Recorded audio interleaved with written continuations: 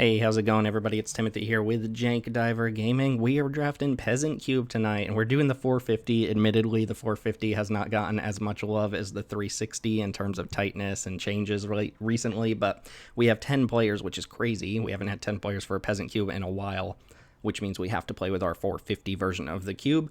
It has been updated all the way up to the Brothers War as of the making of this draft. And yes, there's alchemy stuff. We'll talk about things as we go, but we got a bunch of new players here and everybody has ready checked up, so I don't want to keep people waiting too long. And we'll jump right in. So yeah, immediately stared in the face by like a card that's not even close to being in our 360, but it's here in the 450. I mean, Blink. I think I did Blink last time I recorded Peasant Cube, but I mean, Blink is really good. OG is fantastic. It is a Blink payoff. There's plenty of Blink targets. I mean, in this pack alone, we could wheel Moldrifter, Cloudblazer, Prism, Core Skyfisher. I'm just going to take OG, though. There's even a blue-white land that could wheel. The rest of the pack, I'm not super inspired by. Danto Vanguard is excellent. Too good for her unrestricted cube. Yeah, let's just take OG. That's my style of deck. I haven't drafted the Peasant Cube in quite a while, but it looks like we've got a little bit of an audience to get it back on the map. So I was going to do more of an intro, but everybody ready checked up very quickly.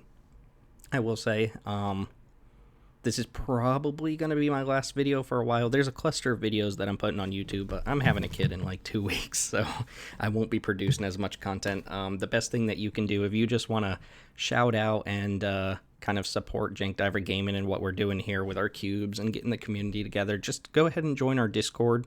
Go ahead and join up on one of these drafts on Sunday or Wednesday nights and just give us your feedback. You know, nothing monetary involved. You can even win some gems, but try it out. See what you think. Let us know. Pack 2, Premium Blink Target. Whirler Rogue is fantastic here. There's Touch of the Spirit Realm, which might be my pick. There aren't that many ways to blink things. There's some premium ones, but there aren't that many. There's also Minthara, which is kind of busted alchemy card. It works functionally similar to the paper version if you're familiar with that, but you can read it on screen here. It's pretty strong. There's also Royal Eruption, which is just great. Red removal, really good. The lead-in archetypes for this cube are Orzhov and Izzet. Those are kind of the two contenders for best color pairs in Peasant Cube and have been for a while. And I will say that Simic is kind of the last place one. I'm going to take Touch the Spirit Realm, though. Oh, things are moving along. Ooh, Abiding Grace. Okay. Well, there is not a good Blink card in the back. There's good red going around. This is a 10-person pod, so wheeling's going to be hard. I should just take Abiding Grace because this card's kind of busted. We don't necessarily have to be Blink if Blink's not going to present itself. Abiding Grace lets you get a 1-drop back from your graveyard every turn, so as long as you pick up, I don't know, 4 or 5 1-drops throughout the course of a draft, this becomes a really strong engine piece that's hard for a lot of decks to get through. I really like the idea of Electrostatic Infantry, especially knowing how good Izzet is, and I don't mean to like game the meta here, but a lot of people we're playing with probably have not experienced this cube before and might not know how good Izzet is. Bushwhack, I've been disappointed in. I'm going to take Abiding Grace, and we're going to keep a keen eye on 1-drops here. Ooh, Combat Thresher, this card feels really nasty with the blink stuff, so I might take it. Like, you can just blink this onto the front half if you play it as a 3-drop, and then you like touch the Spirit Realm. You get to draw another card and you get a 3/3 double striker. There's also Zulaport Cutthroat, which is new to Arena, newish to Arena. We got it in a recent what are they called, anthology, I believe that's what they're called. Whatever the I don't know, the historic releases are on Arena, we got this card and it's really good for Orzhov Sacrifice. I'm going to take Combat Thresher, though. There is a Doom Traveler to go with my Abiding Grace, but it might just wheel. There's also Kabira Takedown, which I found to be a really effective card in the Peasant Cube specifically. Gonna do the combo, though. Oh, Skymerge, Aspirant. Okay. There's still some good stuff here. There are cards that are kind of here because we needed 90 extra cards to make a 450 card cube. Is it likely that I'm gonna end up with red or black? I could see like a world where this ends up being white-black. I hate Merfolk Looter.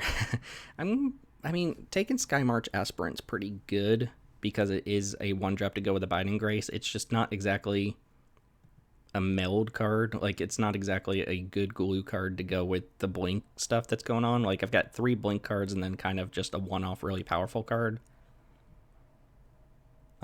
Not sure that I'm missing that much else. The ninjas kind of double up as blink a little bit too. I'm going to take a 1-drop, though. I did take the Abiding Grace. I should take the 1-drops. Best card in the pack, kind of like objectively, I think, is Fire Prophecy. Ooh.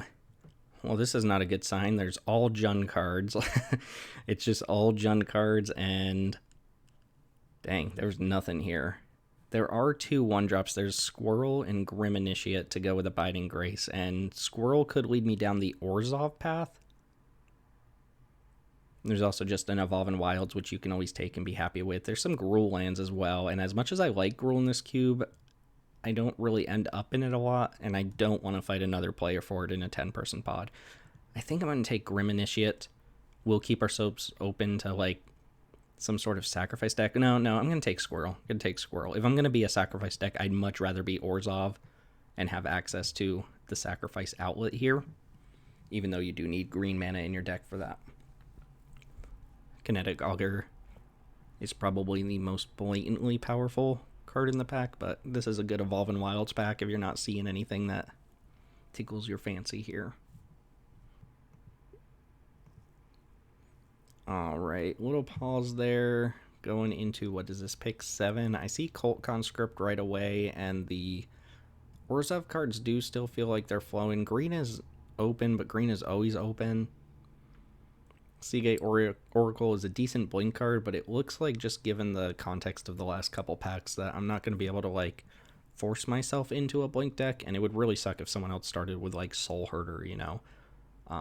We'll see. Actually, the makeup of pick number 11 will tell us a lot, right? Because that had Cloud Blazer, Mole Drifter, so on and so forth. I'm going to take Cult Conscript, though, especially having taken Squirrel. I think this is pretty good. And it's another 1-drop for Abiding Grace. Well, I'll let you read this card real quick. It's not terrible. It's actually quite good. I like it better in Golgari when you can mill over it, but here it's fine. County Ambush, pretty mediocre. Gruesome Realization is occasionally just backbreaking in this format because there are just a higher density of 1/1 creatures or 1 toughness creatures floating around. There's also Release the Dogs, which is not a great blink target, but is a fine sacrifice card because it just puts bodies on board. I think I'm going to take that and just cut white more. There's also Guardian Idol if I really wanted to cast Combat Thresher, but there's a world where I don't play OG, and then there's also a world where I don't play these black cards. And if I really, really want to capitalize on Squirrel, I kind of need green mana in my deck too. Oh boy. Alright, well this pack is better than all the packs I've seen so far. Warlock class, I think, might be the best card in the cube, in the Peasant cube. And I'm going to take it over Binding the Old Gods and Fellstinger, which are fantastic. Fellstinger would be actually, I think, just really, really good here. But I'm going to take Warlock class, and we're going to look to just be the grindy Orzhov deck, which I do quite often. But you get in these situations where you clog up the board, people can't really kill you, and then you get Warlock class going, and you get Abiding Grace going, and you just chip in until your opponents die. Fellstinger would be awesome. I love Binding the Old Gods. Combat Thresher is a lot worse if we're not intending to blink it or reanimate it. And OG's looking a little skeptical here. So I think my deck looks something like this right now.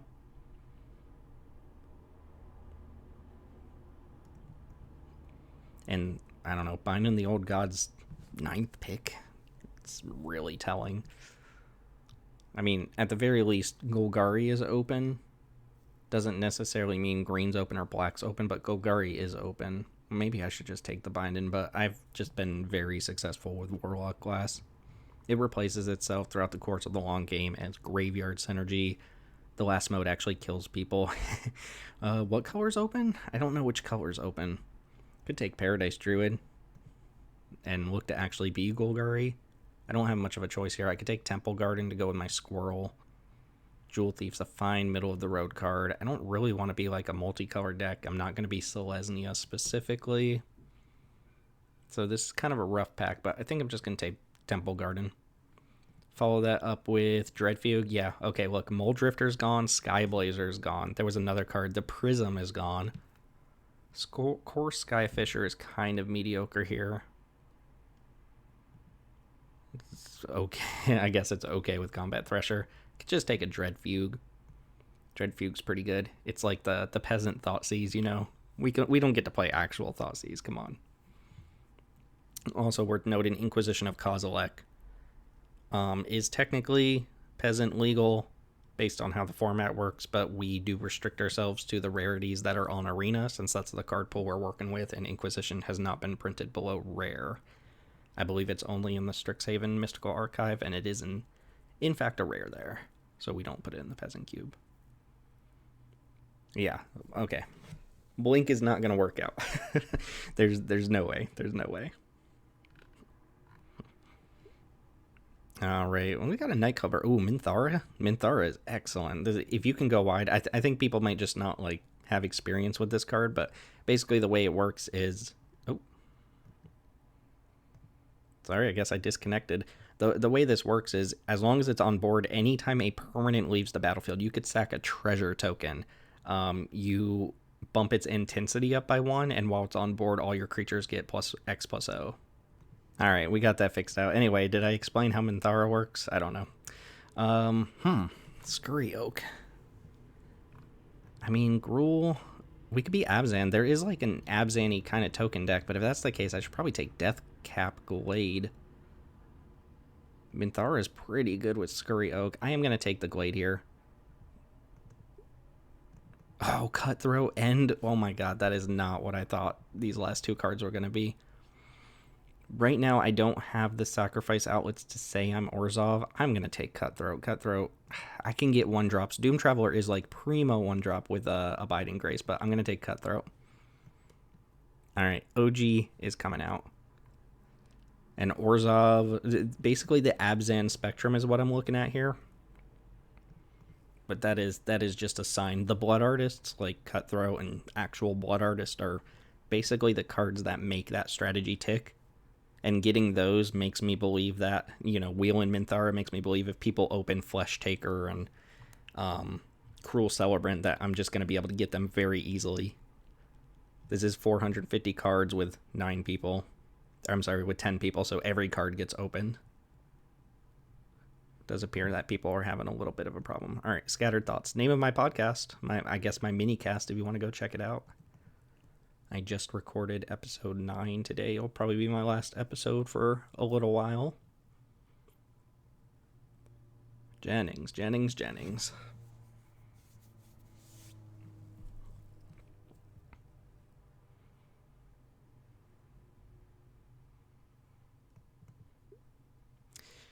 All right, on to pack 2. Immediate standout card is Concealed Courtyard. Oh, Scrapwork. I was thinking about this card. It didn't make the 360, but it probably should. And it's currently in the 450, and this card is good. You can just kind of put it in any deck. I'm going to take Concealed Courtyard. We already passed Isolated Chapel. The Mana Fixin is decent in this cube, but you don't have Triomes and stuff like that, so you're missing kind of an extra layer of failsafe Mana Fixin. So if you are a 2-color deck, you kind of have to take your Mana Fixin. We already saw, too, that we're probably not going to fight over, like, the primo, or I guess the middle of the road white-black card, so I might wheel Dragonfly Pilot. In fact, I would put money right now that I'm going to wheel Dragonfly Pilot. I mean, I guess the Blink deck might want this, but this is a good 1-drop for Abiding Grace. You could just sack it. It's 2 bodies.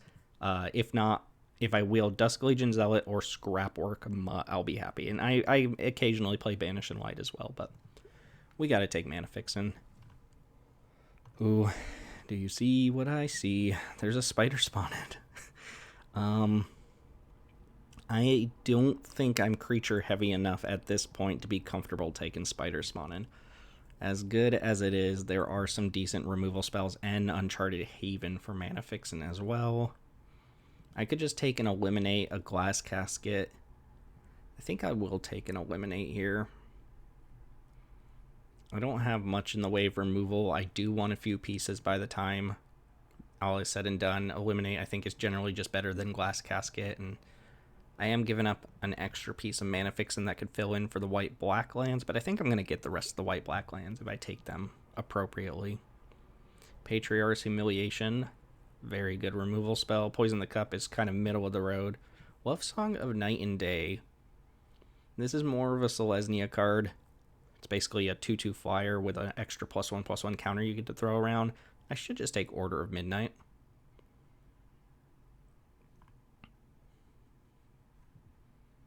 Not really looking at cards of other colors at this point. Again, Basri Solidarity, more of a Selesnya card. Patriarch's Humiliation is one of the best removal spells.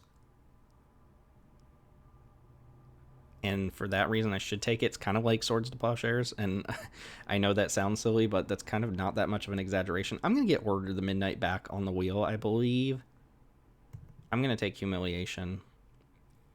Follow that up with... Alright, there's this new card. We haven't actually tested this one out yet. So, Tonos Endures, exile target creature. It gains at the beginning of your upkeep. If this card is exiled, it gets +1/+1. Then you may put it on the battlefield. So basically, you use this on one of your own creatures, and then you can kind of keep it in exile and make it bigger and bigger as the turns go on. If you do it to your opponent's creature, they get the same option. So it's not great against your opponent's creature, but it's kind of like a pseudo blink effect. Nest Shambler. I mean, this is easy Nest Shambler.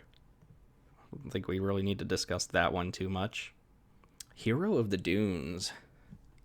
A Brothers War card. Also Lagomos, which would be very good, but I don't have the mana fixin', I think, to fight over Rakdos cards. Already given up on Blood Crypt. There's also Skullport Merchant, good blocker. Good in Sacrifice deck. I think I am going to take Hero of the Dunes. When it enters the battlefield, it's basically just Abiding Grace, right? Gets back a Zulaport Cutthroat. Gets back some dorky things. Hopefully wheels Skullport Merchant. I guess, am I wheeling anything from this pack? I'm wheeling one card from this pack. It's probably going to be like Essence Flux or something like that. We just took Ministrant of Obligation out of our 360 cube. And it does fine work in specifically this type of deck. I would be happy to play it, but I do see black-white lane, and I'm going to stick to my word and just take my mana fixin'. I would play Temple Garden right now because of this squirrel. Oh, Inspire an Overseer. The talk of the town from last year from Streets of New Capenna. Claim is fine. I don't need that many more spells. I kind of need to be creature heavy. Bone Picker is better if you're trying to be aggressive. You can do the thing where you like sack one of your creatures, and notably I don't really have sack outlets at the moment. Like, I've got creatures that die for value, but I don't really have sack outlets. Overseer, just clean 2-for-1. I think that's the pick. Static Net. Ooh, Lampad. There we go. That's perfect. Looking for sack outlets already. This card just overperforms. If it looks dingy to you, just remember for this sort of environment, it's really good. And then Static Net. This card's kind of whatever. The Power Stone doesn't do too much, but we replaced Faith's Fetters. Faith's Fetters was pretty medium. A lot of blue stuff going around. I mean, Lampad's the easy pick for us here. How am I looking on Touch the Spirit Realm? Or, I'm sorry, on Abiding Grace. I've got 1, 2, 3, 4 creatures. I would like to pick up like 2 more. Doom Traveler's gone, but I could pick up a Thraben Inspector. There's a chance that Dragonfly Pilot wheels here. I'm kind of liking where the deck's at. Mana Fixin's okay so far. Just okay, though. Cards we can wheel here. I mean, obviously, Dragonfly Pilot. Skullport Merchant would be a good one. Not sure Combat Thresher is actually that good in my deck.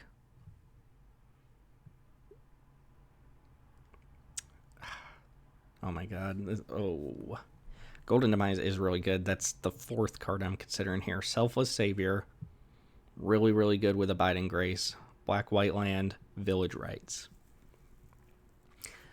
Man, these would all be excellent, but I do think it's just... I have to take my Mana Fixin'. I think I just have to take it, especially knowing that Isolated Chapel is gone already. Village Rites would be very good, but again, I don't really need more spells. I've kind of got some card advantage-y things going on. Selfless Savior, I think, would be my next pick because of how good it is with Abiding Grace, but I'm going to take Black-White Land. That pack, very strong.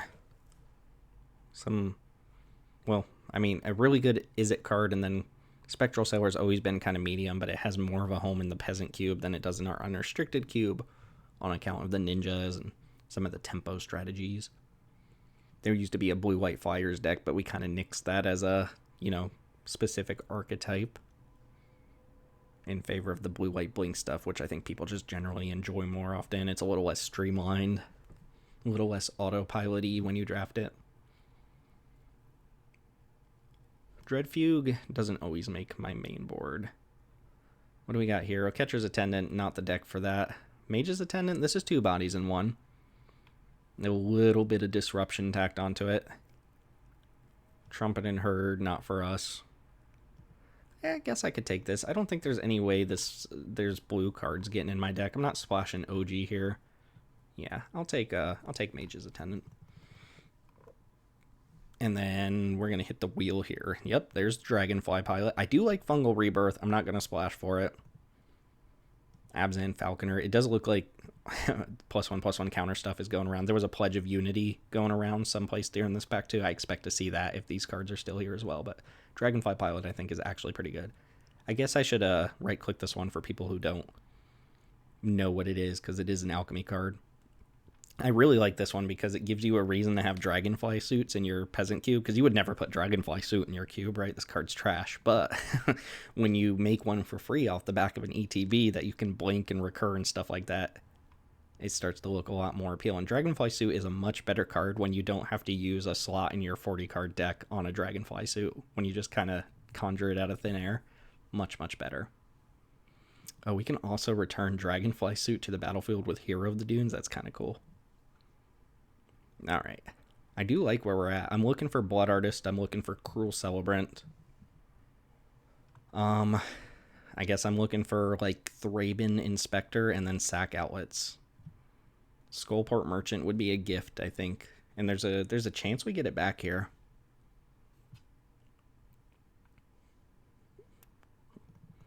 All right. Nothing for us here. Is there anything I really care to not play against? I guess I'll hate Trickster. I kind of rooting for Simic these days, so I'll leave that there. There is a Simic player, but Trickster can actually be very annoying against us, so I'll snipe that. Not that it's like a premium card or anything like that. I don't really give a lot of consideration to hate drafting, but when there's nothing in the pack, you should just kind of default to, is there something that I could board into? No. Then is there something that I don't really want to play against? And then you take that card. It's like 15 degrees of separation from what you actually want to do in a pack. All right, on the wheel here. I mean, Involuntary Employment, I do really... this has been a point of contention for, like, Sacrifice decks, and obviously you would play this in your Rakdos Sacrifice deck, not your Orzhov one, but I think there is a lot of merit to having an active treason effect with upside. But I guess we'll take Love Song of Night and Day. It is a body. It's not... I'm hoping it doesn't make the last cut. I'm not super excited. Oh, Catcher's Monument's actually kind of interesting. That makes a bunch of tokens throughout the course of the game. Also makes these 2 creatures cheaper. There's a world where I don't care much about the sacrifice stuff, and I'm just kind of like black-white go wide. These are both Anthem effects for black-white go wide decks.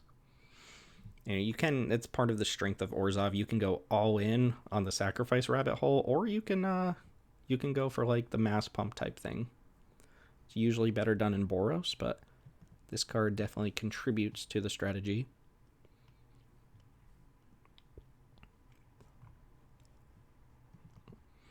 Well, what didn't wheel there? Skullport Merchant did not wheel. And we saw a lot of good Rakdos Sacrifice stuffs going around. The Mayhem Devil went around in pack 1. Mayhem Devil just like eats me for breakfast. Okay. So some options staring at me. Elspeth's Nightmare is a premium removal spell. Might not read like it, but I promise you this card is fantastic. Vampire Sovereign and Grey Merchant kind of occupy the same place. Sovereign, I think, is clearly the better card for this cube. There's also Thraben Inspector, which I specifically called out as a card that I wanted in this deck. I think I need to take another creature or two. I don't believe this or this is going to wheel. If Chris lets this wheel, Chris is in the draft up there. If he lets this wheel, that's on him. Pilgrim's Eye. Pilgrim's Eye is pretty weak. And then there's a Banisher Priest type thing, which surely you know what all that says. Elspeth's Nightmare is amazing, though. I'm kind of glutted on 3s. I'm going to take Inspector. It works with so many other facets of my deck. Follow that up with Recruitment Officer, Archfiend's Vessel. Again, we don't play our 450 that often, so I kind of forget that cards like this are in the 450 because they're not in the 360. This card is really sweet with a lot of stuff. If you bring it back with Abiding Grace, you get a 5/5, a 5/5 flyer. You can bring it back with Hero. Recruitment Officer is also just very good. Gives me a mana sink. You don't really have a lot of those going on here. I think I'm going to take the Archfiend because it's cooler. There was a time, believe it or not, that Pharika Spawn might have been the best card. Like one of the best cards in this cube when we first started making it. But the card quality has increased so much that I don't think that's even close to the case anymore. I'm going to take the meme card, I think. Ooh, Godless Shrine. Snap that. Fatal Push Flesh Taker. I'm going to, fingers crossed, hope that Flesh Taker comes back. There's a 1, 2, 3, 4, 5, 6, 7, 8, 9, 10, 11, 12. There's going to be 2 cards left in this pack when it comes back around, and there's no way anybody's in specifically Orzhov. Although I haven't seen Cruel Celebrant yet. Gotta take Godless Shrine, though. Is this pack a bust for us? It's pretty bad. I guess they're Sling Gang Lieutenant. That's kind of just better than Release the Dogs, because it triggers like our Catcher's Monument. It is kind of a sack outlet itself. It's pretty good with Minthara. Yeah, only triggers once each turn. Cold Steel Heart, not really for us. Inoc Bondkin, not really for us. I think this is a clear Sling Gang. That puts us at 24 cards, so we're probably cutting at this point. I do think I cut Combat Thresher. I mean, I think Inspiring Overseer is just a better Combat Thresher. Yes, if the games go really, really long, I might be able to cast this for its prototype cost, but I don't think we're anticipating doing that. Gravelighter is going to be my pick from this pack. I mean, Freebooter's fine. I do have a very small number of 2s. You can read that card, just basically a fight spell. Deadly Brew I think would also be fine in this deck, but we're not looking to splash that. I think I'm going to take Gravelighter here. Cut and Love Song of Night and Day. That's not really what this deck's about. And then nothing wheels from this point forward. Notably, Third Path Iconoclast still sitting in this pack. Didn't really get the impression that like Izzet was open though. Hopefully there's just 5 Izzet decks at the table and they all kill each other. I do think I got there on a lot of stuff. Obviously, Blood Artist, Cruel Celebrant are cards that I'm going to be sorely missing. I have 5 more packs to see a Cruel Celebrant here. But, I mean, Blood Artist goes in so many decks that I can't imagine we're going to get a Blood Artist late. But that is my wish list. Blood Artist and Cruel Celebrant. I think I got the rest of the black-white fixin'. Yeah, I got all of the ones except for Isolated Chapel. What do we got? Another really good pack where I could take a lot of things. Stitcher Supplier is not great here because I don't have I don't have a ton of ways to use my graveyard. I have a few, but not a ton. Commando's fine. Gurgle and Anointer's kind of cool. 1-drop. I mean, Hidden Stockpile. Need the Sack Outlet. This card's really good. I think it's an easy pick for me. It's also kind of a pet card of mine. I just love this card. Gives you a way to put, I mean, the Sack Outlets. I think I have Lampad, I have Stockpile, and I have Squirrel as my only Sack Outlets. I mean, there's like Gravelighter, but repeatable Sack Outlets. Being able to just toss something in the graveyard, replace it with a 1/1, Abiding Grace, get your 1 mana value card back. You start building out a board from there, and then if Minthara's on board, starts getting bigger. I think I'm going to start with Dreadfugue in sideboard. And then this is kind of what I'm looking at right now. Looks good to me. We'll see how it plays out against a big green creature deck with a bunch of tramplers or stuff like that. I don't really have ways to deal with a giant creature. I'm hoping I can just stall the game forever. Yeah, actually, I don't think I can kill a big creature. I can with Patriarch's Humiliation, actually. I should be able to get enough creatures on board, but I do think this type of deck struggles against giant tramplers, which is good because those cards are bad against a lot of other decks, and they kind of, the fact that they're good against one of the better color pairs in the cube is nice.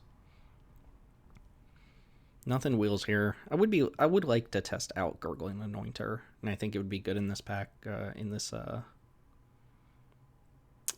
deck.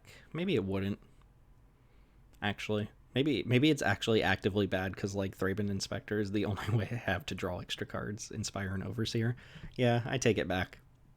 Gurgle and Anointer would be kind of medium here.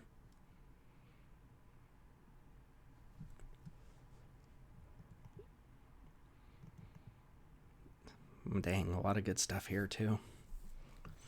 Liliana's Devotee. It's a good card. It's just another 3-drop, and I don't think I need another one. Same with Cruelty. I could take Procession.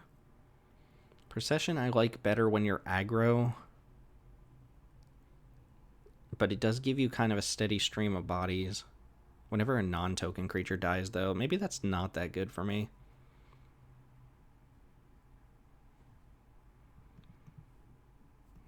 I like when you can capitalize on the 2/2s by attacking with them. I mean, I'm probably going to take one of the removal spells here. This can deal with some of those big creatures I was talking about. And this deals with some of the recursive small creatures. Which one's more important for my deck to be able to keep up with? Probably the big creatures, right? I'm going to take it and I think just have it in the sideboard. Ooh, hello. Plaguecrafter's kind of nice. Carrier Thrall. Carrier Thrall is a nice one to just kind of throw in front of the opponent as a speed bump. And then there's Emergency Weld, which can get a creature or artifact back from your graveyard and puts a body on board. I think I'm going to take the Thrall here. I do like Emergency Weld, and again, 3-drop problem, but I think I'm just going to take the 2 bodies in 1. I guess this is 2 bodies in 1. I'm going to take this. It triggers Oketra's Monument. And we are down to pick 9. Seasoned Howlblade. Not for this deck. Pride of Conquerors occasionally just kills people. Oh, Bone Shards? Yes, please, Bone Shards. I think in this particular deck, Bone Shards is just a better version of Cut Down. Be happy about it. This is the last pick. I'm not playing for Sphere Gargantua or Changeling Outcast. Changeling Outcast is kind of weak with Abiding Grace because it can't block, so you can't like do the chump and survive for everything. I'm going to take just another random land that helps me use the squirrel. And we did not see the black-white cards. Again, there's a small chance I get this Flesh Taker back, but Cruel Celebrant is gone, and we never saw it. So Flesh Taker, maybe someone's going to be really disappointed because they moved into Orzhov, and I have all their lands. But they could also be like Abzan. You never know. Especially with a lot of new players here, it's always interesting to see what people come up with when they draft this cube for the first time. No, splashing for Baird. I will take Freaka Spawn, put it in the sideboard. And then I do have to look for cuts here. I'm probably going to cut Release the Dogs. It's always tempting to play 16 land deck as well, but I don't think that's right. 1, 2, 3, 4, 5, 6, 7. We ended up with 7 1-drops. I think that's really good.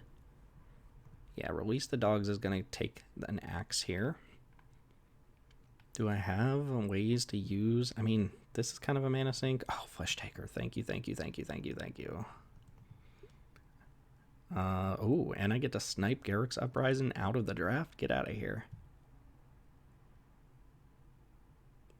I could see cutting Overseer. Look, this card is like a bomb common in Streets of New Capenna, but this cube is all about synergy. And it's not like this card does anything synergistic. It's just fine.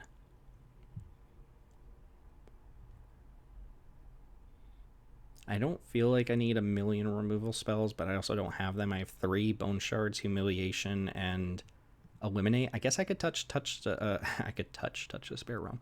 I could Axe touch the Spirit Realm here and board it in against people who are either like making giant tokens or just giant green creatures. I'll have some good flexibility against giant creatures with Cruelty and touch the Spirit Realm. And honestly, with this many 1-drops, I feel like I could kind of leave the mana at 14. I have a 5 and 2 4s. Deadly Brew last pick, as it usually is. Okay. Well, I think I'm going to roll with this in 14 lands. I'll go ahead and put together the mana on the sideline so that I can get back to the new people and kind of direct them where they need to go. But this is my Abiding Grace Warlock class kind of Orzhov Aristocrats deck after starting off with some blank stuff. So we'll see how it all goes. Thanks for watching again. If you don't stick around for the matches, just subscribe to the channel. Let me know in the comments below if you want to see more content like this. I'm sure even with a baby, I could still find time to squeeze stuff like this in. But I would like to hear from people if they like this sort of thing, and if you want to get in on the draft yourself, come let me know. It's a fun time. You kind of win some gems sometimes when you do really well. Plus, you get to play with sweet cards. Like, these cards just, they're sweet. Don't they remind you of all the best limited formats? Anyway, thanks for watching. I'll see you all in the matches. All right, we're back. We're against Teld. Teld is back in the house. We haven't played with Teld in quite a while. We're going to play first and hopefully reintroduce them to the Peasant Cube by destroying them with dirtily stuff. I will keep this hand. Nice little curve. I thought I cut Overseer. I guess I decided not to. I'm going to keep for sure. We'll see what Teld came up with here. 10-person pods often produce a couple really interesting decks, especially when people either overlap a color pair or try to do like some sort of multicolored thing. They are taking a mulligan to start things off with. I did include all of my white-green or black-green lands for my Ravenous Squirrels, so we'll see if like Temple Garden ends up hurting us or not. But as is, we've got Garden into Pathway into Sanctum, so our mana is really good here. All right, we've got us a match. We'll see what happens.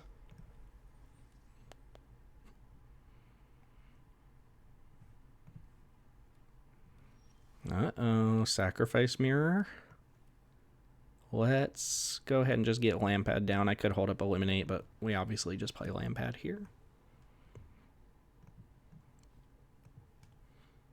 Oh, please let me lose to Blood Artist right away. That would be amazing.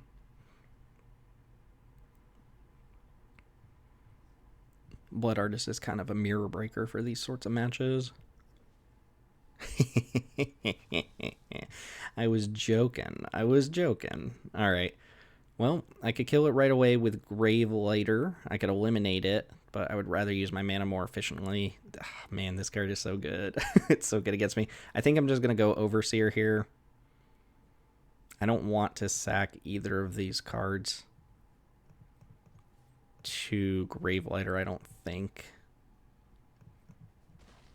Although if they follow, I guess if they follow up with like a Mayhem Devil, I'm going to eliminate it, right? So let's just go ahead and get this thing on board. Cantrips, try to get them on the card advantage early on here. I did go with a 16 land deck, by the way. Okay, got good mana over there too. Yeah, if this is just like, oh, Weaponize is so good. Weaponize is very, very good. But nothing really to weaponize at the moment. They're not going to use Blood Artist to kill one of my creatures, so we should press the advantage while we can. I'm going to play Sling Gang Lieutenant, and that's kind of awkward because it's not really good against Blood Artist. Like, you sack to drain them, but then they just drain back, so it doesn't do anything. This comes in untapped, right? Yeah, this is Crimson Vow. All right.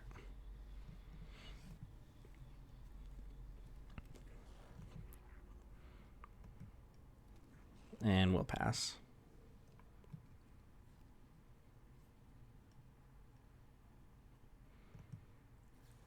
Okay, a Braid Overseer, that's fine. Does drain me for a life, but that is fine. In fact, Overseer is the card I think I care least about on the battlefield.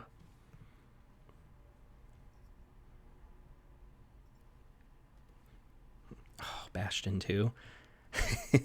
Amazing. Okay, well that makes my Gravelighter worse. So I'm going to have to go eliminate this Bastion, or eliminate this and then Gravelighter. Oh, Gravelighter's going to draw though if I do it the wrong way, right? Yeah, I have to go Gravelighter first if I want to kill Blood Artist. Or maybe I don't care about the 1/1. Maybe I can kill Blood Artist and just draw the card off Gravelighter and get ahead on the card advantage some more. This only triggers on their creatures dying, so it's not quite as bad. I think I'm going to do that. Let's go ahead and kill Blood Artist and draw from Gravelighter. We'll jam with these. I don't want to trade Lieutenant for a 1/1 here. And I don't think they're going to want to trade with a Goblin either, especially given that they'll have Weaponize up if they untap with it.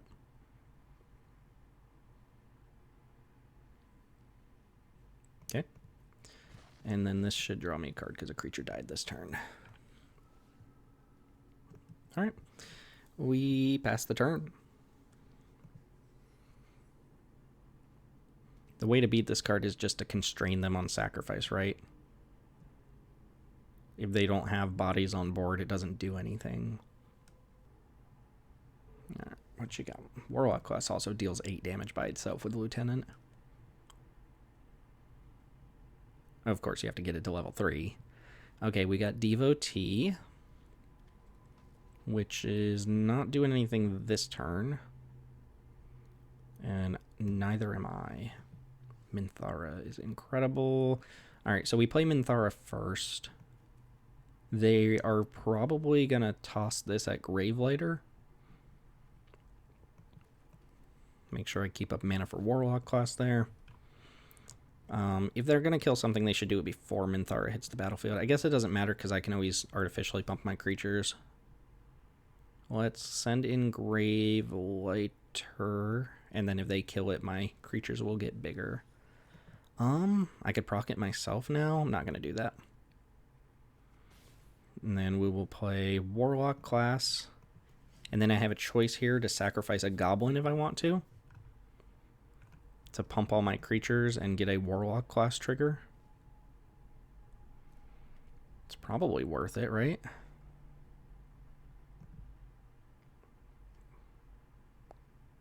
I think I'm going to do that. These Goblins aren't super useful.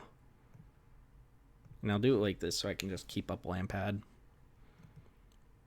So getting my Minthara trigger, and oh, I guess, no, I haven't missed this yet. Right. Basically just getting an extra point of damage in this turn.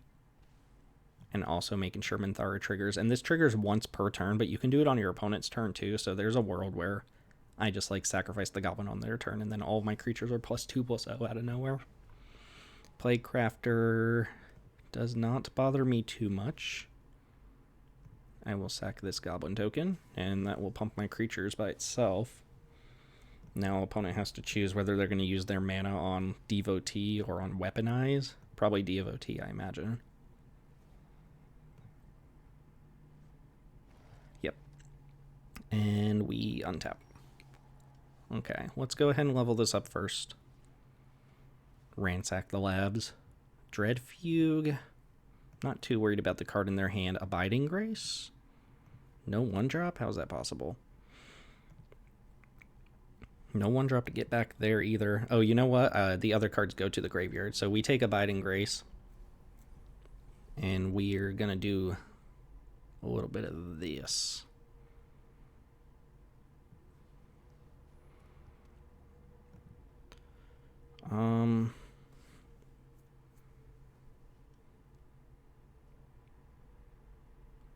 Yeah, let's not throw away creatures needlessly here.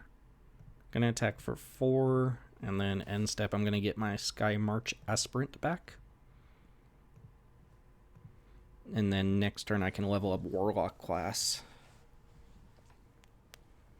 Okay, Grim Initiate is pretty good with Weaponize. They might kill Minthara. Oh, I guess they could just kill the 2 flyers, but that's a pretty... I mean, that's a lose a game against specifically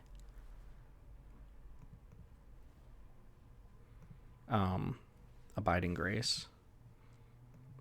So Minthara triggers. Look, my cards are just +3/+0 off this random uncommon. It's like better than the paper version. Alright, and they're going to keep up an activation on Weaponize, I think.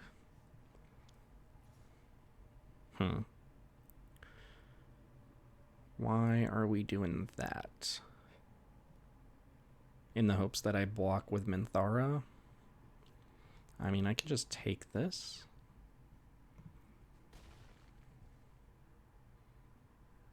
And they can't make mana off Devotee, right? Then they just died a Warlock class, so they got to keep up Weaponize. Oh, okay, well. Surprise. Take 5. And level 3 kills them.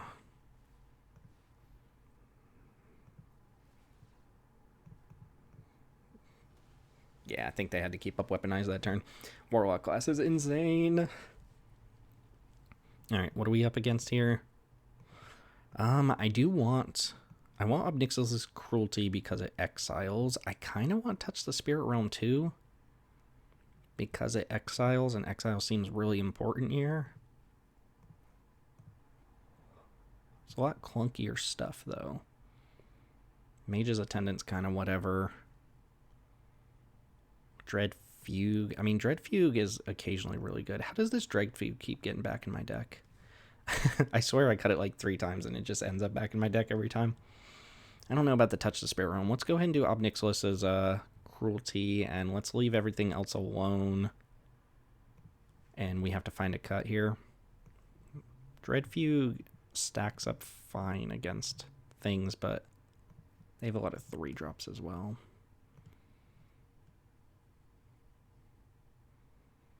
Alright, a cut. Gravelighter seemed okay there. I was on the play, though, and they mulliganed. Good cut. Mage's Attendant's kind of whatever. Eliminate's good. Ooh, Patriarch's Humiliation's very good. Alright, let's go ahead and get rid of Dread Fugue, I think. Keep in just all the warm bodies. All the 2-for-1 bodies. Let's see how it goes when our opponent doesn't mulligan.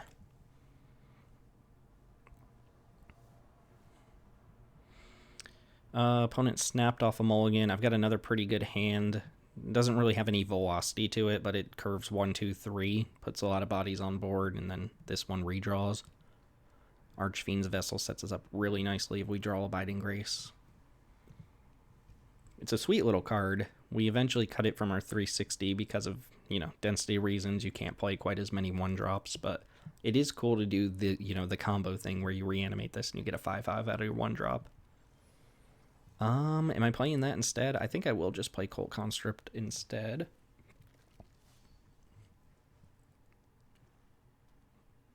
Missing red mana. Ooh, Skeleton's really good. Oh, Humiliation's also very good against Skeleton.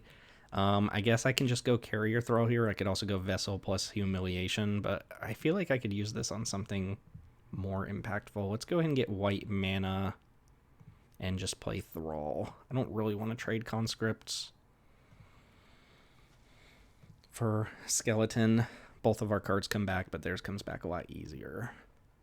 This also looks like they're missing a land drop, yeah. In that case, actually, it's still pretty bad to it's still pretty bad to trade, right? I just won't do that. Let's go ahead and play Overseer. All right. Yikes, yikes, yikes, yikes. Sorry. Well, I'm going to play that tapped, and now I think... I mean, maybe I should just Humiliation this and start swinging for the ropes, but then I have nothing. I think I'm still just going to play it a little safe here. Maybe a little bit too safe. Maybe they gruesome realization me, give everything -1/-1. Oof, all right. Well, we didn't get much of a game 2 there, unfortunately, which is, favorable for me because the Sacrifice Mirror can go on forever, but Rakdos Sacrifice tends to be a little more assertive and aggressive about it. So sorry, Teled, you didn't get to play the second game there, but it is what it is, and that'll put us at 1-0, and we will be back for match number 2. All right, we're back against iKessel. This is a new player. We have not met them before, so we don't know what's happening here at all. Opponent has taken a mulligan. I mean, so far, I guess I'm 3-0 against mulligans. That's nice. I am on the draw this time, though. We've got a pretty good hand again. I mean, we said green cards were going to be the death of us, right? Man, Llanowars is so good. And we just got Elvish Mystic. That is one thing that's hurting desperately on Arena, just across all rarities, is 1-mana dorks.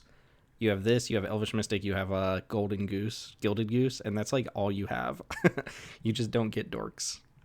Hopefully they're not coming straight out the gate swinging. Bushwhack for a land. Okay. All right, Simic deck. And I didn't hate their Marrowleaf Pixie. All right, we're going to go... I mean, we're just curving out here, this, into this. Hopefully this plus this gives me big enough creatures that I can tussle with what they going on. Did I just say tussle? I did just say tussle out loud. I kind of wish I didn't, but here we are now. Let's go Lampad.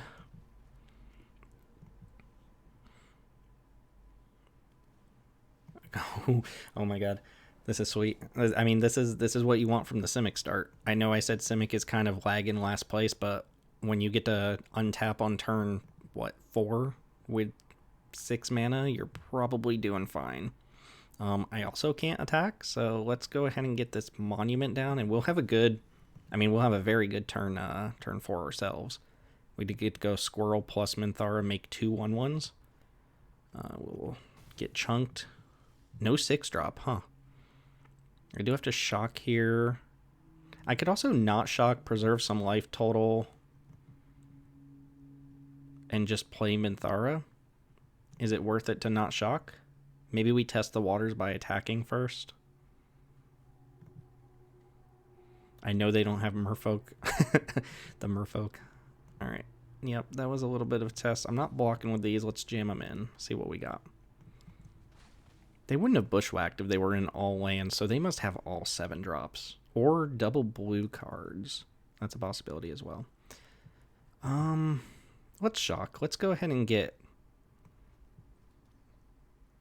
just amass a board here. So let's go Squirrel, and then let's go Minthara. We'll be up 2 extra 1/1s on board from Oketra's Monument. Note that I can sacrifice this Clue to pump them. Alright, here comes a 7. Is it Sifty Wifty? Oh, don't kill my Minthara. Leave this one alone. Kill whatever you want over here.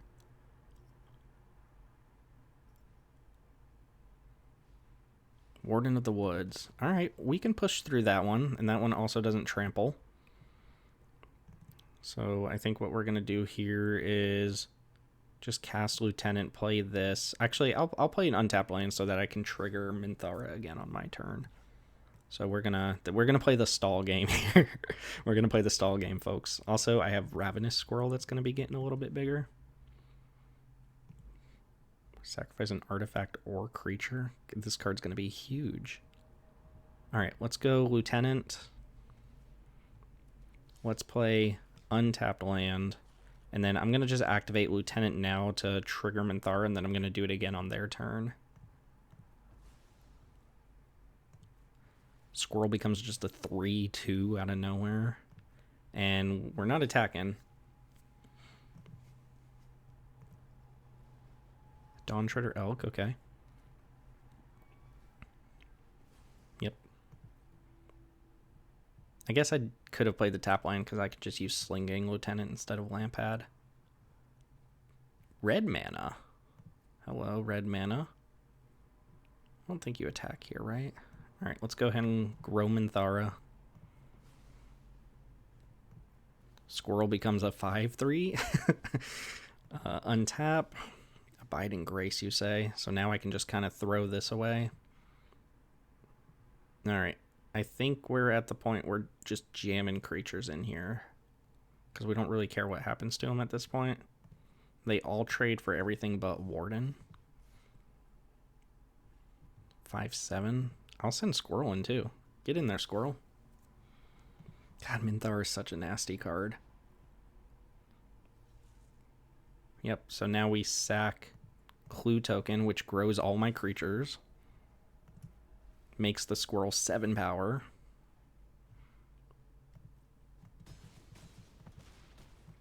Oh, and they're dead. Oh my god. Oh my god, Minthara is ridiculous. Okay, we're against green-blue. I mean, I said it already. Specifically, the stupid tree, Warden of the Woods, I'm not worried about because it doesn't trample, and I'm the type of deck that can block it kind of all day, every day. But if they are playing a heavy ramp deck, I do want the ways to deal with the big creatures. So Touch the Spirit Realm, Obnixilus's Cruelty are in. And I think that's it. Out we have... again, I could probably lose like Mage's Attendant. Gravelighter seems good. Eliminate's probably good. Vessel? Bone Shards. Oh, Dreadfugue. Again, Dreadfugue I find is just a flexible card that you can take in and out if you need to. It's kind of good against a bunch of big creatures. Yeah, let's cut Mage's Attendant here, I think. The extra half of this about countering spells is unlikely to matter here. Just make sure that we can deal with giant threats if they come down. That game could have gone way differently if my opponent had just slammed like a Bramble Worm or a Sifter Worm instead of the Warden there. We're drawing very well too, like very, very well. We're 4-0 on Mulligans, y'all. We're very skillful at this game. I do have to shock myself for the turn 1 play, but it's worth. In fact, no, I don't have to shock on turn 2. So, I mean, the plan here is go boom, boom, boom, boom, right? Pretty much any 4th land lets us do that.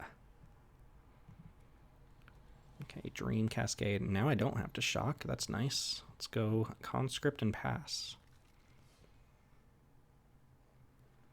Do we have a dork? We have Dawn Treader Elk. That's a slow dork. It's dorky, but it's a slow one. I will go ahead and trade some damage here. Get them low so that we can bleed them out. And I need white mana for stockpile, so let's do this. Alright, you're up. So this is pay mana, sack it, go get a basic. Yep. Alright. I don't know if I'm expecting like counter spells or anything. So here, the Abiding Grace doesn't do anything really. Okay, well, I was thinking they have interaction of some sort. They could have a counter spell, but it's much more likely they're getting priority from this, and I'm going to slam this regardless of what I think my opponent has, so. Go Monument. Next turn we can go Minthara on 3 mana plus sacrifice the token that we make, and then replace it with another token and pump our board. Opponent is slamming a 5. Ooh, Arborback Stomper. That is a very good card. Okay. I like that I keep drawing things that make it so I don't have to shock myself. Alright, well, our play, like I said, is pretty straightforward. We're going to do that. We are going to sacrifice this to trigger Minthara, and then we get a 1/1 on our end step. Sling Gang is probably pretty good, but if they untap and kill Minthara, Sling Blade gets a lot worse. I think I'm looking for a removal spell that can cleanly kill this. Sling Gang's a pretty good draw though, right? It's 4 bodies. 1 drop would be nice. Let's leave it on top. I'm not really expecting my Minthara to live here though, is the problem.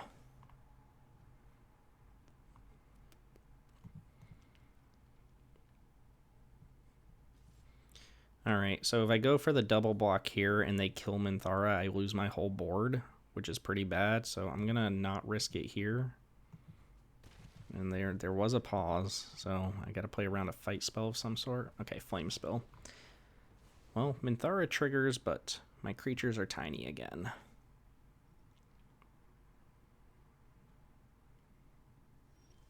Alright, and we knew we were drawing Sling Gang. Do I attack? Then I have 4 bodies on board. I think I attack. And I could shock. But I'm kind of racing at this point. Let's do that. Let's see what happens.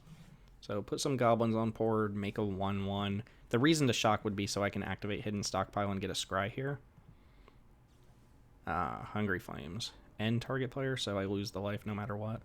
Alright, I do get my Hidden Stockpile here.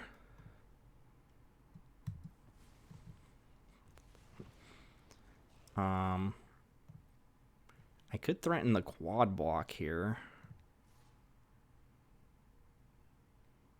Actually, I don't mind if Cult Conscript dies, right? Shock. Oh, yeah, I guess I was making a 1-1 on instep there.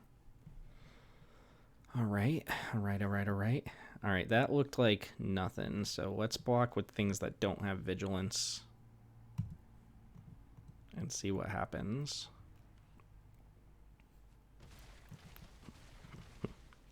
Okay, 10 life. All right, opponent out of stuff, and I have a humiliation, which is going to be strong. So we do this, and then I do want the scry, right? So this is probably just going to gain me a life this turn.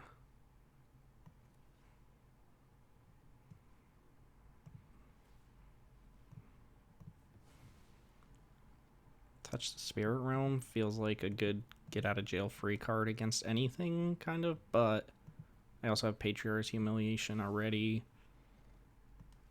So now we do that. And then I guess I'll just play this tapped and get back the Cult Conscript from the Abiding Grace. I could have used the mana or the activated ability to bring the Conscript back. Llanowar Visionary is a very good draw.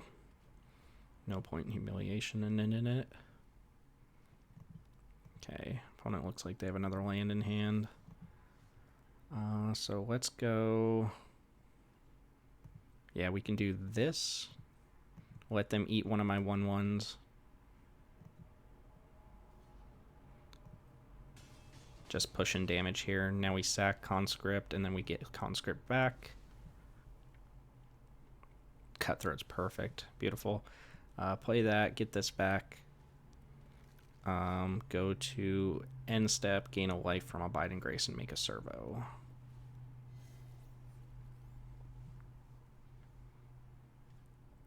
There's Warden. Warden will still draw even if I target it with Humiliation. But that is going to brick wall me a little bit here. Cutthroat hopefully is just going to drain them out regardless. So let's play that. Makes a 1/1. And then I think I can just freely attack with this thing, right? If they block it, so be it. I get it back. If they don't block it, they take 2.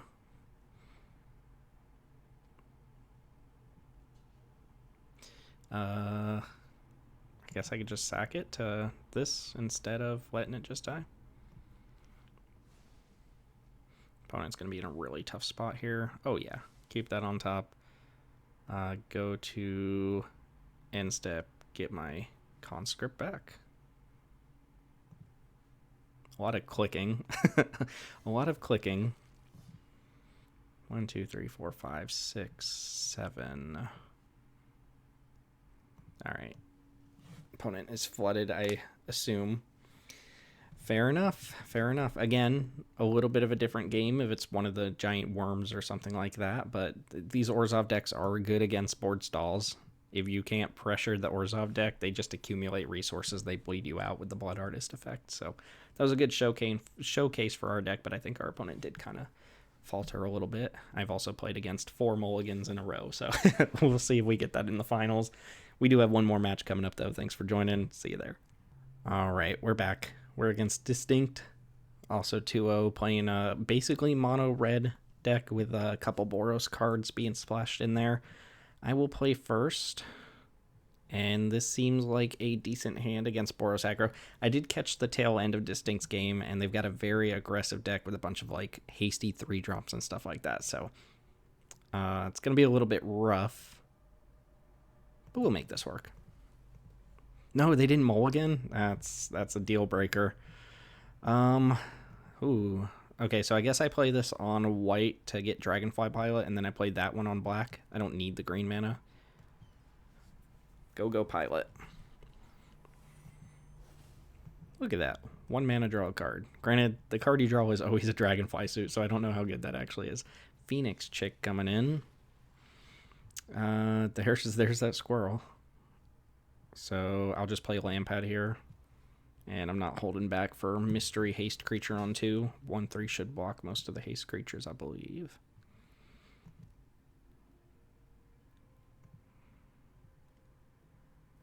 Oof. Okay.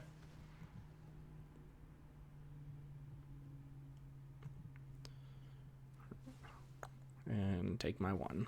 Pow. Alright, 3rd land. Good, good. We get to keep playing. So probably just play Dragonfly Suit. Alternatively, I can go Squirrel and then have a Humiliation for like 3 mana hasty creature. But I'm going to play Dragonfly Suit and pass and just have this at the ready to block 3 power creature or Dragon or Phoenix Chick. I should trade Dragonfly Suit for Bolt Hound. You should just trade when you have the opportunity against these red aggro decks. Trade them on resources. Oh, land would have been excellent there. So we're going to go Cutthroat, attack for 1, have Humiliation for 2. There's no way for me to play another card. Hopefully they don't kill Cutthroat, because that's the type of card that can stabilize us. Or maybe not stabilize necessarily, but keep us above water. Giant Cindermaw? I can't gain life. Alright, well, we can kill it. Hidden Stockpile. White, black. Oof. But I can't stockpile plus kill. I could... No, I can't. That's a lie as well. That's a lie. I think I'm going to have to go Squirrel plus Humiliation to kill this thing. And then I'm kind of open. I still have Bone Shards to kill the next big thing. Gotta kill Cindermaw, right? Yeah, gotta kill Cindermaw. And then keep back for 3/2. I know they have Ambergris, and I know they have On-Crop Crasher. And I'm fine trading across. Kind of want to see them play lands so that I know their hand's not just 4 spells.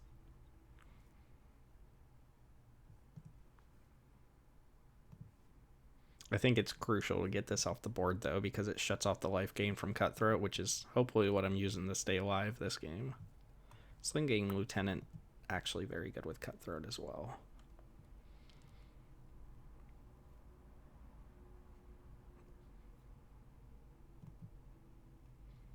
If they have a removal spell, they keep looking at Squirrel. Oh, okay. I'm actually happy that it's the Squirrel and not the Cutthroat. There's Ambergris. Okay. You may discard your hand and draw 2 cards. And I will not block. So now we have to kill Ambergris. Ooh, I'm getting really choked on black mana here. This is not good.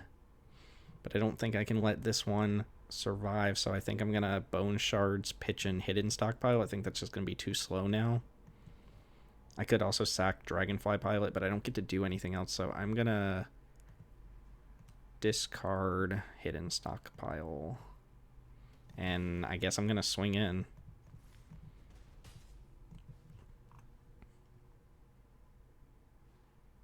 Okay, we got Darcy into Crasher. Ouch. Okay, land is good. That lets me play Sling Gang. And Crasher's not very good against Sling Gang. Granted, they have 4 in the air here, but I also have 8 life if I need it. 8? Did I do the math right? 6? 6 life? Getting this on board would be very good at stabilizing my life total. There's no Embercleave in Peasant Cube, for what it's worth.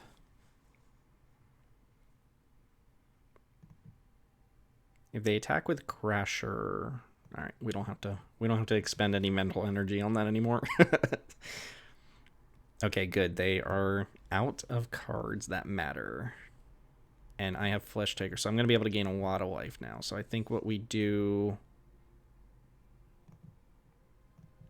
I might be able to drain them out.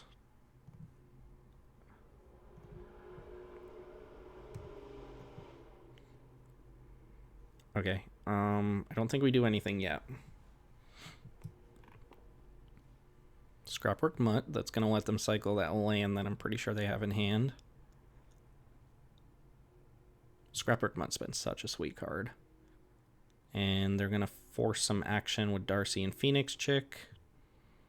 So now I have to Sling Gang them. This should put me at 2 because of Cutthroat and Sling Gang. Oh, actually, I gain another life from Flesh Taker. So I gain 3 off of each activation of Sling Gang, which is sweet. I'll keep a land on top. I lied. I'm a dirty liar. I will not keep that land on top. Now I'll go down to 2 here.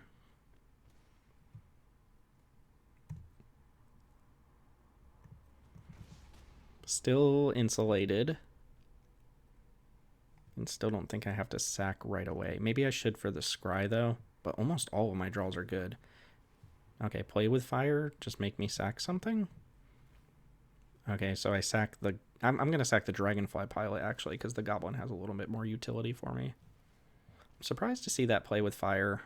Yeah, we keep that for sure. We got an oops. We got an oops. Opponent might not have saw that. We could have just grow that.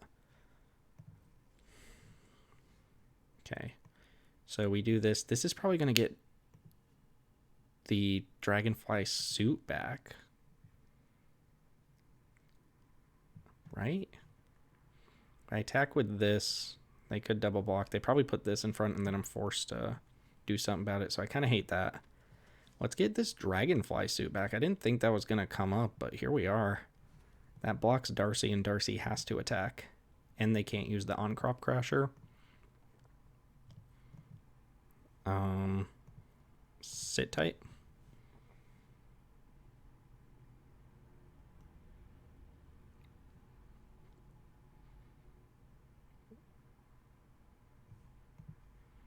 So this is a good red deck. I mean, it's kind of Boros. All right, let's put him in the tube. Get Darcy out of here. It's even just nets me even on life. Oh, this card's so good. You can read that one real quick, but it's so good. Okay. All right. So we're not close to killing, right? If I attack with everything, they block this, this, this. They take 2, 3. Sack this, they take 4. And I just put a creature in the graveyard, so I don't think... I already used Bone Shards. I guess I can just keep this Swamp in my hand. No, I have a Thraben Inspector and the class, the Warlock class. Alright, go for it. This card is very, very good. Probably too good for the Peasant Cube. Scrapwork Mutt attack is kind of good for them.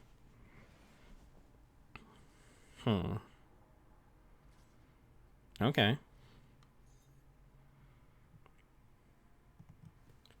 Huh.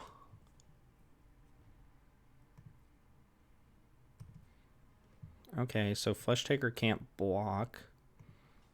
I can just go like this and this. I'm taking 2, 3.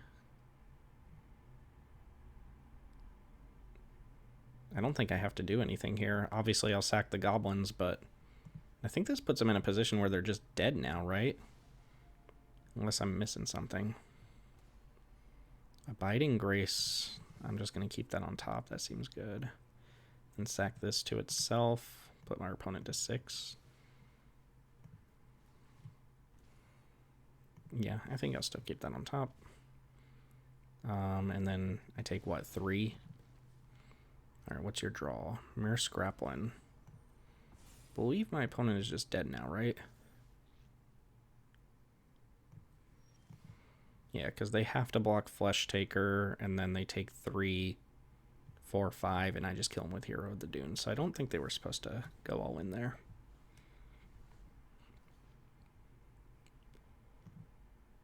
Or am I wrong? Oh, this actually just dies to Cutthroat. They're going to sack it before damage. But then it can sack Hero of the Dunes. Okay.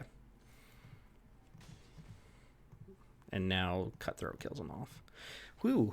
Okay. I think I got bailed out a little bit there from that attack from the opponent. What are we doing about it? Obnixilus's Cruelty on the draw seems pretty bad when all the creatures coming in deal 80 damage to you. Honestly, I don't like very much of anything here. Is there anything that's like actively bad? Oketra's Monument's pretty weak here.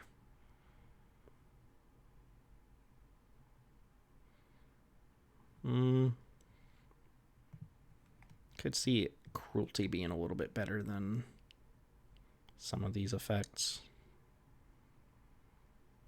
I like all the high drops. Gravelighter seems pretty bad.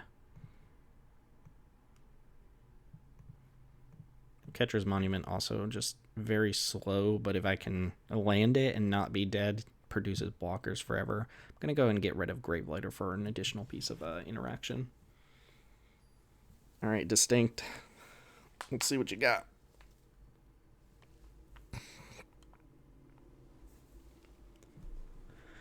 Oh, there's the mulligan.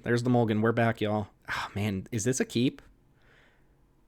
On the draw, 16 lands. I have 3 spells that I can cast. Snap.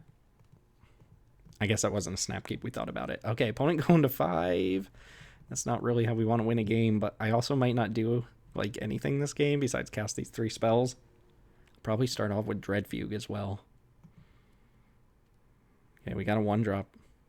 If I can take their 2-drop and just leave them stranded, and it's Unlucky Witness, we're not too worried. Yes, we're so good at this game.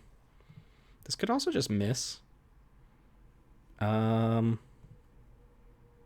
gonna take the Rabbit Battery. They can 1-for-1 me with the Royal Eruption at some point in this game. Oh, man. That one's better. Okay. Well, we do get to play... I can do a 2-drop or 2 1-drops.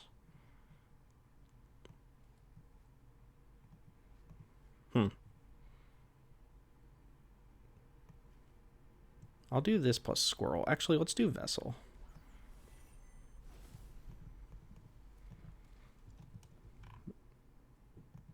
Can't actually block Ether Chaser. That's kind of not the business.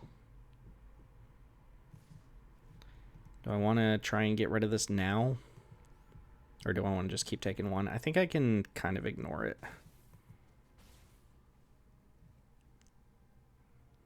Are they going to Royal Eruption one of these? I don't think so, right? Your creatures attack pretty well into my 1/1s. You definitely don't want a Royal Eruption Archfiend's Vessel. Okay. Warlock class. Kind of want to go that plus Squirrel here, because next turn I can activate and dig for a 3rd land. I am missing lands.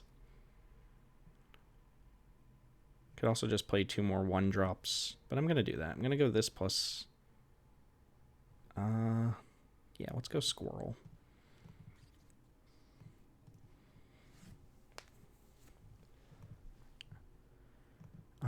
I mean, I could trade here and here. I'm going to trade for Servo. Now go to 14. Okay. Eliminate's a good one. I am going to level this up and just try to hit land. Okay, we did, and we need white source this turn, so I will take... Yeah, let's not get greedy. Take white source. Play Aspirant. And still don't think I'm trading for Witness right now. This is a pivotal turn for my opponent to brick.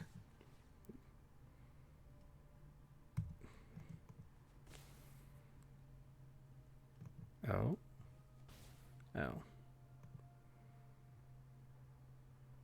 Just a removal spell, it looks like. Fire Prophecy. Could be played with fire. Oh, they've determined my creatures are not worth killing.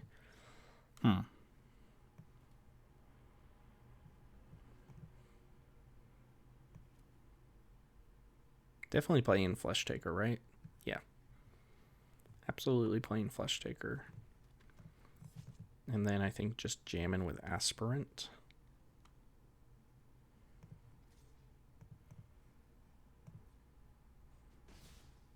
That might be a Fire Prophecy. They just want to hold it. They don't really have to kill any of my creatures here either.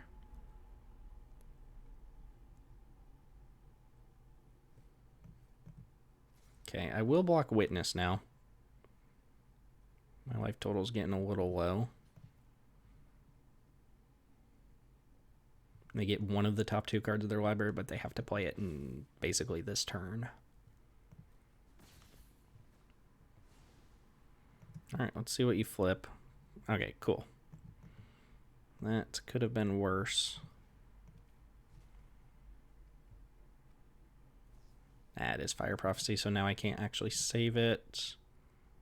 And it can't sack itself, so yeah.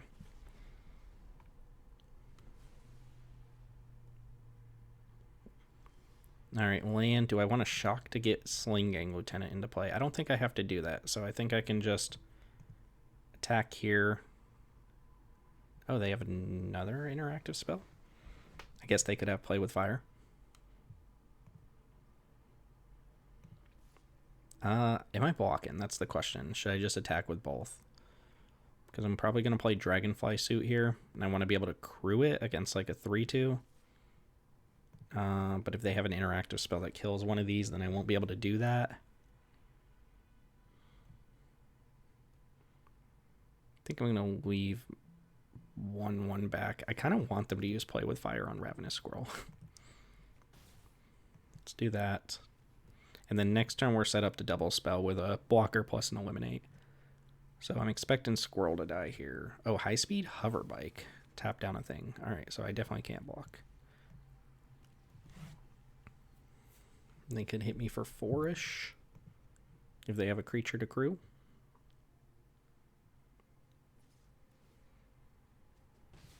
Just taps a creature when it enters. Monument. But I can't double spell, so let's not Monument.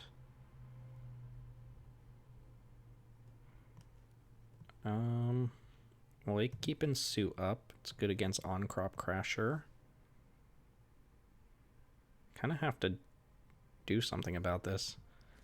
Actually, I think I'm fine, because I have a Thrall, and I have an Eliminate.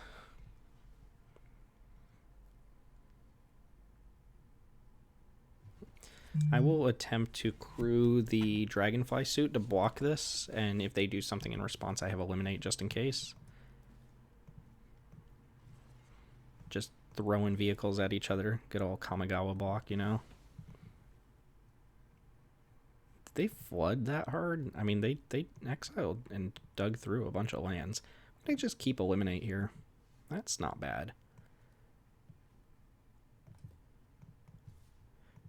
Maybe I'm going to try to kill them, because I have Sling Gang Lieutenant, so let's do this. It's not going to kill him right now. I did miss a point of damage, because I could have grown the Squirrel doing this, but I wonder if I actually could have killed them.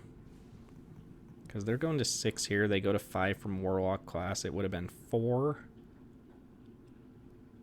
Yeah, they would have just died this turn. Ooh, we got Ambergris. I think I got him, though. We're specializing. And we're specializing red. So when it attacks, you may discard. Deals X damage to each opponent, where X is the number of cards you discarded. So they're going to attack, draw 2 cards, and deal 1 to me.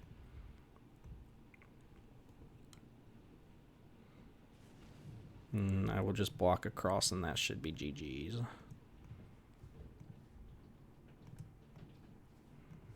Yeah, I could have killed them on my turn, though. Sack a gob. We've even got an Eliminate for our blocker here. Bobble. Okay. I should concede in response to this bubble. Oh, no, they did it. They did it. All right, we got there with the clean 3-0, 6-0. Granted, we played a lot of non-games tonight, and our opponents mulliganed a lot, but this was a pretty tense matchup. I guess my opponent did mulligan to 5, so they still made a pretty good game out of it. So thanks to all my opponents who played thanks to anybody else who's watching who participated in the draft, and thanks to all the viewers out there. Obviously, if you want to draft this yourself, you have any feedback, you want to get in on it and win some gems, come join us in the Jank Diver Gaming Discord down below. I will be on leave for a little while to take care of a newborn baby, but there are plenty of awesome people there who can guide you through it, get you started, maybe even get some gems in your pocket, and the events are 100% free. Just come play. It's a fun time. Meet some people. If you want the full experience, you want the unrestricted cube where it's not a peasant restriction. We have rares, mythics, just a bunch of busted cards. Come join us on Sundays. That's when we typically draft that cube. But that's going to go ahead and do it for this run. Probably my last run for the YouTube channel for quite a while, but I will be excited to come back once the baby's acclimated to life. So thanks for joining. My name is Timothy with Jank Diver Gaming. I will catch y'all next time.